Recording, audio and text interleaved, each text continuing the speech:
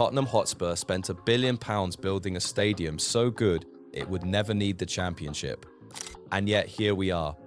1 point above the relegation zone, 9 games left, no wins since December. The question everyone is dancing around is simple. What actually happens if they go down? Not the shock of it, not the memes, not the Arsenal fans' reaction. What actually happens to the club, the squad, the finances, the whole project? Because the answer is far stranger and far more serious than most people realize. This is a story about a club that built everything on one assumption and what happens when that assumption cracks. And by the end of this, you are going to see the current season completely differently. So let's start with what they actually built.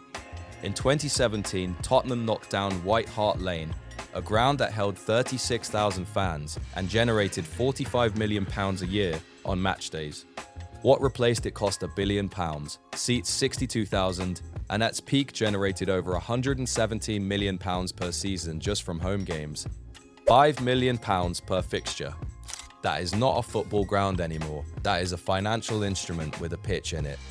NFL Sundays under floodlights, Beyoncé playing 5 sold-out nights, Formula One karting built permanently into the South Stand. 3rd highest matchday revenue in the Premier League, 4th in all of Europe. And the debt taken on to finance it sits at £851 million with interest payments of around £30 million a year, regardless of what division Tottenham are playing in. Now here is where it gets interesting. Because when you model out what relegation actually costs a club of this size, the number stops being abstract very quickly. BBC Sport ran the full analysis earlier this month. The total financial hit across broadcast revenue, commercial income, and matchday takings could reach £260 million in a single season. Tottenham already lost £129 million last year. In the Championship, that loss does not shrink, it compounds. And the squad, the one that would supposedly mount an immediate promotion charge, may not exist in any recognizable form. This is the part most people are getting wrong. Daniel Levy, before stepping down last September, inserted a relegation clause into most player contracts. Go down and wages drop by 50%.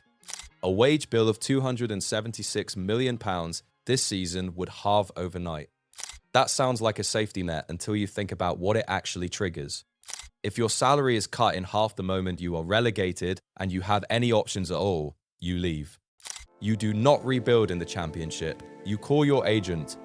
Van de Ven, already linked to Barcelona and Real Madrid, is gone before the season even ends. Romero, who reportedly already decided to leave despite being made captain last summer, is gone. Xavi Simons, a player who has spent his entire career in elite European football, is gone. Vicario, Udogi, Porro, Kulusevski. Gone, gone, gone, gone. What you are left with is a squad worth building around in the Premier League, but not one capable of winning the Championship from the front. But there is something even bigger underneath all of this, and it reframes the whole story.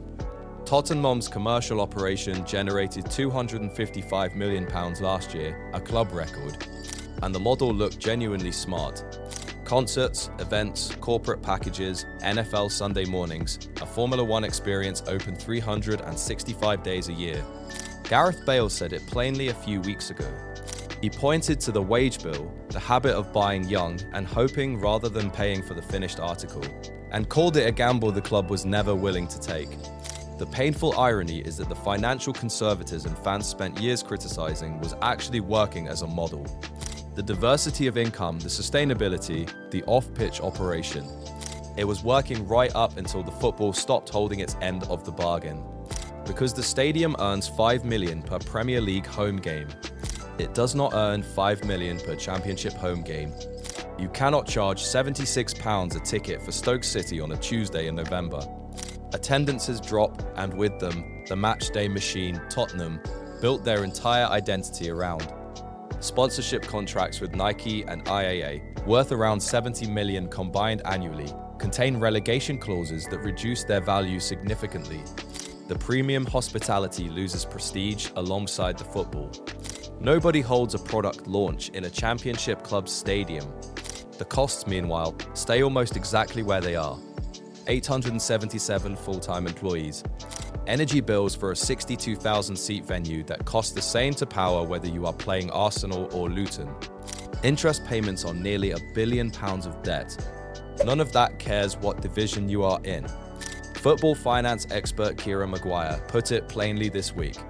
For a club of Spurs' financial scale, relegation is not a short-term sporting setback. Recovery is a multi-year project. And here is what that means for the bigger picture. Tottenham are one of only 6 clubs to have played in every single Premier League season since 1992. Every season, 34 years without interruption. Arsenal, Chelsea, Everton, Liverpool, Manchester United, Tottenham Hotspur. That continuity is not just symbolic, it is structural. It underpins the sponsorship deals, it shapes the stadium financing, it is baked into the commercial identity of everything the club has built since 2001. Break it and you are not just going down a division. You are dismantling the assumption on which the entire modern version of Tottenham was constructed. They built £1 billion ground to prove they belonged at the top table permanently. And if they go down this season, that ground becomes the most expensive monument in football history to the difference between building for ambition and actually sustaining it.